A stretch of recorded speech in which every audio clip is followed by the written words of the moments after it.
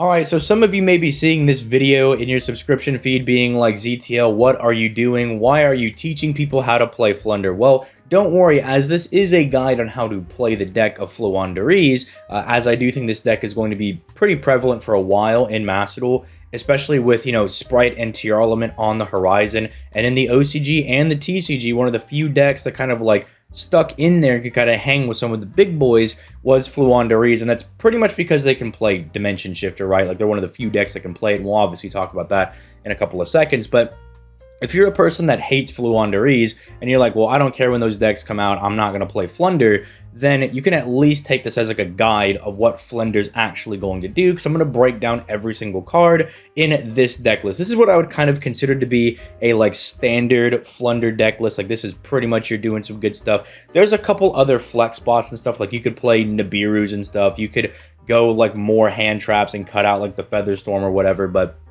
it's just kind of what I play. Although, as you can see, my Flunder list is obviously not as good because I still have yet to make D-Shifter. So I'm just playing birds without the shifter, right? Literally like the best thing in the deck. Still getting my wins and everything, but, having D-Shifter would probably help out a lot. But if you enjoy Yu-Gi-Oh content, make sure you leave a like on the video and you subscribe to the channel. I'm going to start shooting for uploading a video every other day.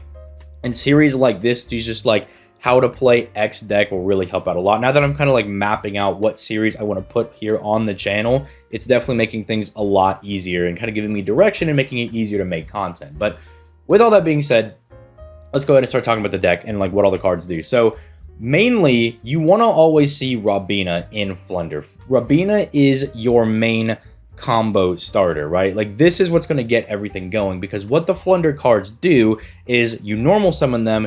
They have some effect to usually like search something from the deck and then normal summon another bird right after that if their effect resolves. So Robina, for instance, gets you another Flunder monster.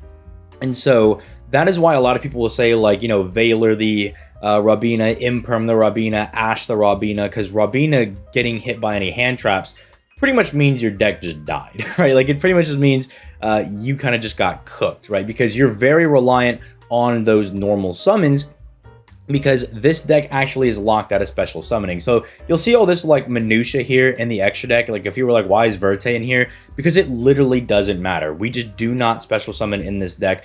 The only cards that maybe even remotely matter are like Assembled Nightingale, because we can make it on like turn 4/5. Phoenix/Unicorn might pop up, but even these are kind of bad because you don't want to discard them to the graveyard. All the Flunder cards want to be in the banish zone because they all added themselves back from the banish zone, aside from Empen. He's the only one that does not come back from the banish zone if he's banished, but all the other ones do. So, since we don't special summon, though, at all in the deck, we really don't care about the extra deck. And it also means we can play really good pot cards, like Duality, that let us go to the top 3 cards of our deck and add one. It has the restriction that we can't special summon, but the entire archetype tells us we can't special summon anyways. We can play Extrav, because it's basically Pot of Greed in this deck, because we do not care about our extra deck. And Prosperity is really, really good, because it lets us dig 6 cards deep into our deck, because we really need to find in an opening hand a Robina, a map, or at worst case scenario, the Floowandereeze new quick play card. Like, that's absolute worst case.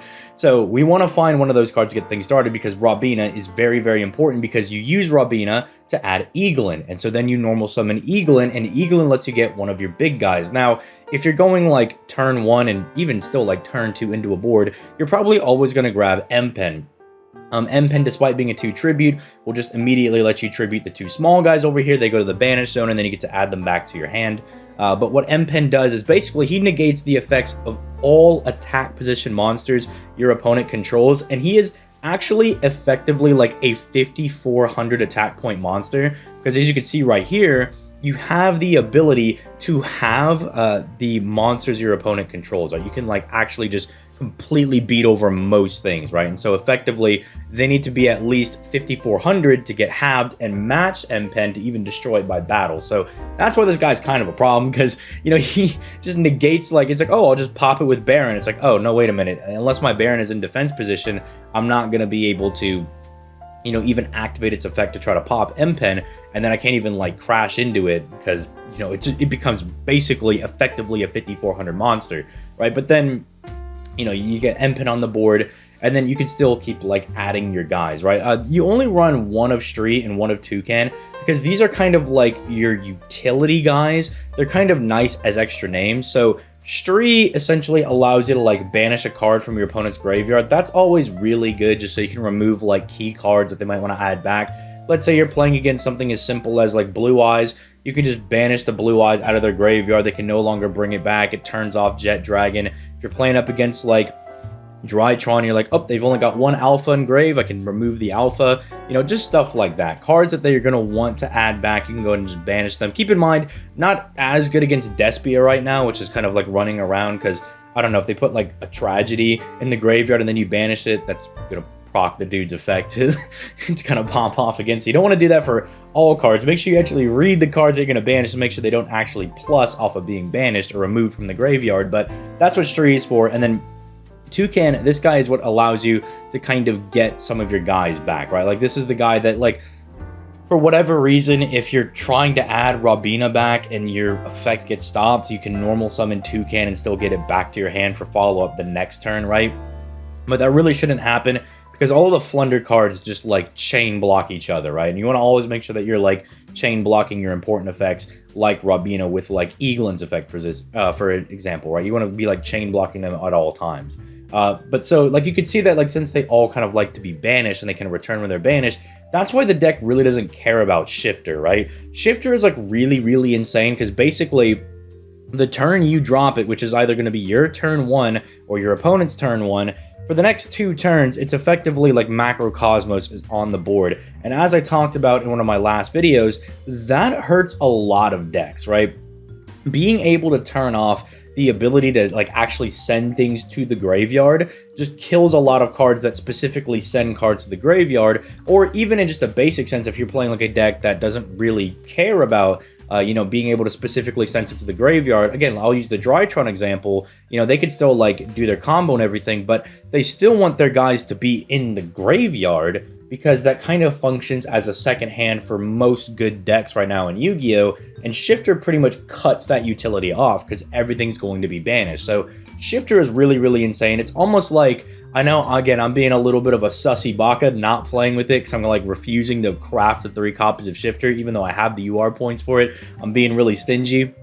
But this is definitely a card that you probably should definitely go after getting if you're going to be playing Flunder. It's going to be like your most important hand trap, and why they actually like win a lot of their games, right? Because this is kind of like an FTK against a lot of decks.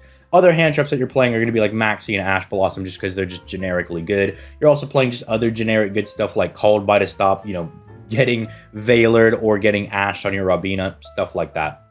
But we have a couple of other monster cards that we need to talk about. So, Barrier Statue of the Stormwinds. This is a monster, ironically enough, you can summon off of your Flunders, because they don't say, oh, and then normal summon another Flunder card. It just says normal summon another Winged Beast, right? And so you could just summon Barrier Statue, right? Like, because that, again, is also like an FTK against a lot of decks, because Wind's not exactly a super common, like, attribute for monsters to have. Like, the most common attributes in the game are light and dark, and so Wind's not exactly popping off. Like, you're not gonna run into some guy who's like, yes, have you seen my Harpy deck lately? It's completely popping. It's like, no, you're not gonna run into that. Like, that's not really going to be a thing. So this is almost like an FTK against a lot of decks. You still want to set up some of your other guys over here. Like, you do want to set up like your M-Pen over here, right? This guy's still very, very strong, and you kind of want to get him up there because he is just very, very strong as a boss monster, as we talked about earlier.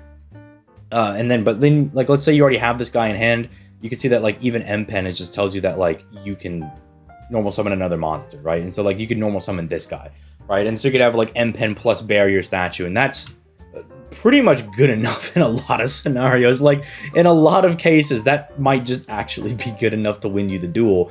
But then, just in case something goes wrong, we also have, like, some follow-up guys. So, if you can kind of get Ryza going, Ryza can pretty much shut your opponent down, because what he does is he, like, sends a lot of cards. He shuffles, like, some of your opponent's graveyard, some cards on the field, all that good stuff. So he's really good for, like, breaking boards. He's a big dude. But the insane thing is that you can also control what card your opponent draws. So after you shuffle everything around, you can then be like, oh, so I'm just going to put that Called By on the top of your deck, because I know if you top deck that, that doesn't do anything for you. It's like literally a dead card. And the thing with like Ryza is that you're actually able to loop him, right? Like you can constantly actually like tribute summon him like every single turn, like, you know, by bouncing the guys back and forth from the hand into like the field.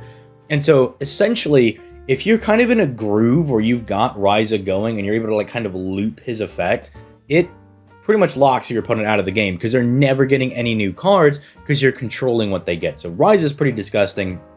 And then Apex Avian is just an Omni negate, right? You bounce one of your guys back to the hand, and then bada boom, bada bing, you just negated one of their effects. So, like, for instance, if you can get both of these guys out, you could bounce Ryza to the hand, and then you just have, like, an Omni negate, right? That just negated whatever they were doing. So, your monster lineup's actually pretty strong. It's just very reliant on getting to Robina specifically. Then we're playing stuff like the map. Map basically just allows you to like get Robina. You're pretty much always going to be going for Robina. You're going to banish one of your like Flunder cards, and then you're going to add Robina, right? The thing that's really good about that, again, is that like when these cards are banished, they just come right back to your hand. It doesn't really matter. This is basically Monarch Stormforth. This allows you to use cards that your opponent controls to tribute summon your cards. Really good to see in your opening hand, but you don't want to be like really bricking on it, so that's why we only run one. Book of Moon's also pretty unique in this because you can use Book of Moon to dodge things like Ash Blossom or like Infinite Impermanence or things like Effect Veiler on Robina, because even when they're flipped face down, it doesn't actually negate like Robina's effect. It still allows it to resolve, but because like Robina is no longer face up, those cards that are now like targeting Robina to negate the effect of it searching another card, that is negated. So that's a very interesting piece of interaction. And plus, Book of Moon's just always just generically good. Like, it's good enough that it's like it lets you dodge effects, but it's also just good enough to run. You know, you can like flip down like an opponent's monster that might be like really annoying. Keep in mind, it doesn't work against link monsters because obviously you can't flip them face down, and a lot of like end boards nowadays will have link monsters, but still kind of good. I don't know, your opponent, I'll just use Blue Eyes because everybody knows what Blue Eyes does, right? You can just be like, oh, well, they got this Jet Dragon that's like preventing me from blowing up his cards, and we just flip that dude face down, right? Who cares? So that's pretty good. This is basically just an ability to like search any Flunder monster or field spell from the deck, right? Which is really good. You're probably going to use it to grab the field spell. Just treat it as that. It's just a little bit of a consistency booster.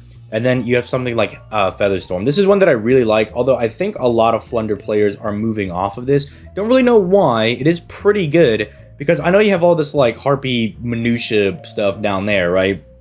But we don't care about that. What we care about is that if you control a Wind Wing Beast monster, until the end of this turn, you just negate any monster effect your opponent activates. Not that are currently on the board, but you could just do this at the beginning of the turn and then just say, all right, guy, play Yu-Gi-Oh, right? And it kind of gives you, like, let's say they kind of, like, messed up your combo, right? Like, you weren't able to get out Barrier Statue, or something went horribly wrong and you couldn't get M-Pen out, right? And you're stuck with, like, a little bird.